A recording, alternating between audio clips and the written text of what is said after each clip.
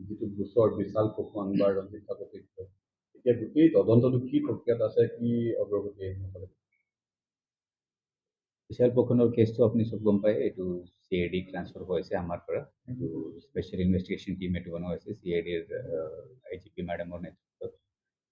আমাৰ এতিয়ালৈকে যিখিনি মানে প্ৰগ্ৰেছ হৈছে, অলৰেডি দুজনক এৰেষ্ট কৰা হৈছে বিশাল ফুকনৰ লগতে, এজন অভিজিত চন্দ্ৰ। তাৰপিছত আমি around 18 বেংক একাউণ্টছ আমি ফ্ৰিজ কৰিছোঁ সেইটো কেছতে।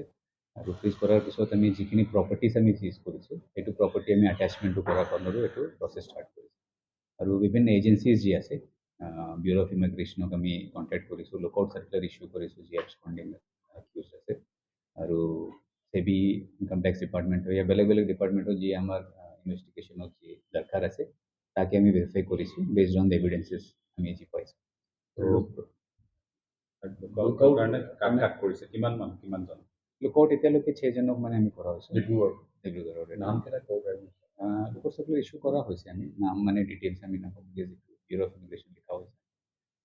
তেখেতৰ লগত যি এক্সপেণ্ডিং আছে সেইটো চবক মানে আমাৰ কেছৰ যি এভিডেঞ্চেছ ডক্টৰ বা কোনোবা আৰ্টিষ্ট বা ইউটিউবাৰ তেনেকুৱা ধৰণৰ আছে, মানে কেছৰ যি ওলাইছে মানুহ মানে বিকজ লুকআউট চাৰ্কুলাৰ ইছ্যু কৰাৰ পিছত আমাক এটলিষ্ট তেখেতো ইয়াৰ পৰা মানে পলাই যাবতো আমি এইটো খবৰ পাম ব্যুৰ অফ ইমিগ্ৰেশ্যন। মাতিছে কেইজনক? নটিচেছ দিছোঁ আমি, মোৰ দেন 7 to 8 আমি মানুহক নটিচ দিছোঁ। আমি উইটনেছেছৰ ষ্টেটমেণ্টটো এটলিষ্ট 15 ষ্টেটমেণ্টটো লৈ গৈছোঁ। যি মানুহ ইনভেষ্টাৰ্ছ আছে তেখেতৰ পৰা ষ্টেটমেণ্টটো লোৱা হৈছে। তাত ডাক্তৰো আছে? ডিটেইলছ এইটো মানে এইটো ষ্টেজতে CID ট্ৰান্সফাৰ কৰাৰ পিছত ডিটেইলছ তাৰ পৰা পাব। ইতিমধ্যে কেইবাগৰাকীক লোৱা হৈছে, তেওঁৰ ফেমিলি মেম্বাৰ্ছকো আমি নটিচ ইছ্যু কৰা হৈছে, যি যি মানে ইনভল্ভ হৈছে।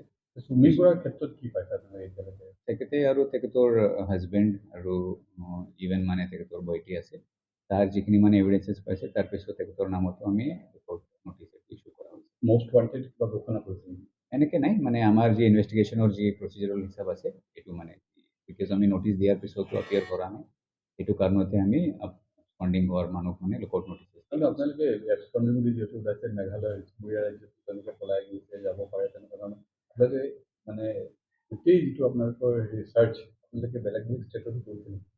এইটো কৰ্ডিনেট কৰা হৈছে, বিকজ আমাৰ লেভেলতে নাই, যেতিয়া CID ট্ৰান্সফাৰ হৈছে CID মানে তেখেতৰ ৰিচোৰ্চেছ ইউজ কৰাৰ পিছতো বহুতখিনি জেগাত মানে যি কৰ্ডিনেশ্যন লাগে এইটো কৰা হৈছে। বিশালৰ যিখিনি বেংকৰ একাউণ্ট ফ্ৰিজ কৰিছে, ডিব্ৰুগড়ত কৰিছে, বেংকৰ একাউণ্টত কিমান পইচা পাইছে, কি পাইছে? এইটো ডিটেইল এতিয়া এনালাইজ কৰা নাই, বিকজ ষ্টেটমেণ্ট লোৱাৰ পিছত আমি ভেৰিফাই কৰাৰ লাগিব। অকল একাউণ্টৰ ফাইনেল টকাৰ কথা নাই, কিমান ট্ৰাঞ্জেকশ্যন হৈছে এইটো ওলাব লাগিব। আজি ডেটত আমাৰ একাউণ্টত ইমান টকা পাব সেইটো ফাইনেল নাই। 1 বছৰ আগৰো কিমান ট্ৰাঞ্জেকশ্যন হৈছে, কিমান লোৱা হৈছে, কিমান ৰিটাৰ্ণ কৰিছে, তো সেইটো ডিটেইল এনালাইচিছ চলি আছে। সেই ক্ষেত্ৰত মানে আমি ক্লিয়াৰলি ক'ব নাপাৰে কি কিমান আছে, because there lot of accounts. বেংকৰ বাহিৰে ইয়াত জুৱেলাৰী শ্বপছ আছে, ডিলাৰ্ছ আছে, ৰাইট, সেইটোৱে আমি ষ্টাৰ্ট কৰিছোঁ অলৰেডি। তেখেতৰ পৰা ষ্টেটমেণ্টটো ওলাম আমি, আৰু নটিচেছ দিয়া হৈছে তেখেতক কি পিৰিয়ডত কিমান টাইমত আমাৰ ডাউট আছে এইটো কাৰণে। আৰু ছেকেণ্ড কেছ হৈছে আমাৰ ৰঞ্জিত কাকতিৰ কেছত আপুনি যেনেকৈ সুধিছে, সেই কেছতো আমি আগবাঢ়িছোঁ।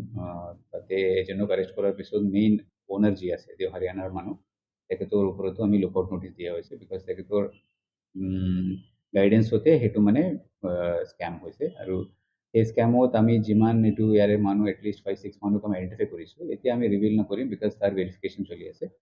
এণ্ড ইলেক্ট্ৰনিক ডিভাইচেছ দুটা কেছত আমি চিজ কৰিছোঁ। ইয়াত আমাৰ RFSL আছে, ৰিজনেল ফৰেনচিক চায়েন্স লেবৰেটৰী, তাতে আমি ফৰেনচিক এনালিচিছৰ কাৰণে দিছোঁ। বিশাল ফুকনৰ যিবিলাক ফাইনেন্সিয়েল ট্ৰানজেকশ্যন তেওঁলোকে ক্ৰিপ্ট'কাৰেঞ্চিটো কনভাৰ্ট কৰা বুলি আপোনালোকে কিবা গম পাইছে নেকি? এতিয়ালৈকে মানে ইমান নাই, ফিজিকেল ডিপজিট আৰু কেনেকৈ উইথড্ৰ কৰিছে সেইটো আমি পাইছোঁ। ক্ৰিপ্ট' লেভেলত মানে আৰু আগবাঢ়িব। IT বা EDক আপোনালোকে ইনভল্ভ কৰিছে নেকি? যিহেতু এইটো বহুত কাউণ্টাৰ এটা ট্ৰানজেকশ্যন, IT নিশ্চয় ইনভল্ভ হ'ব লাগিছিলে, বেংকে জনাব লাগিছিলে। আমাৰ লেভেলত নাই, নিজে তেওঁ আমাক কণ্টেক্ট কৰিবতো দেৰ ইজ এ প্ৰভিজন, তাৰ পৰা মানে আমি ডিটেইলছ দিব পাৰে। আৰু নিজে আমি ইনকাম টেক্সৰ কেনেকৈ লিখিছোঁ, বিকজ পেন কাৰ্ডৰ যি কথা আছে সেইটো আমি ভেৰিফাই কৰিব লাগিব, ক'ত ক'ত এইটো ইউজ কৰিছে। আপোনালোকে লিখিছে ইনকাম টেক্স? আমি ইনকাম টেক্স, আৰু কোনোবা বাকী এজেঞ্চিজটো আমি মানে কণ্টেক্ট কৰা নাই, তেওঁ নিজে কণ্টেক্ট কৰিব পাৰে। তো আমি এক্সপাৰ্টক হেল্প লৈছিল, CA আছে, চাৰ্টাৰ্ড একাউণ্টেণ্ট বা তেনেকুৱা ধৰণৰ একাউণ্টছ এতিয়ালৈকে ষ্টাৰ্ট কৰা নাই, আমাৰ নিজৰ এনালিচিছ হোৱাৰ পিছত আমি ল'ম। বহুতখিনি ডকুমেণ্টেশ্যন আছে, এই কাৰণতে আমাৰ প্ৰচেছ অলপ ষ্টেপ বাই ষ্টেপ যাব লাগিব। বিশালৰ এনে কিমানমান টকাৰ বিনিয়োগৰ তেনেকুৱা ধৰণৰ কিবা পাইছে, তেওঁ কিবা প্ৰকাশ কৰিছে নেকি? টোটেল মানে টোটেল কেলকুলেট এনেকৈ কৰা নাই, বাট আই think around less than 100 crore এনেকৈ হ'ব।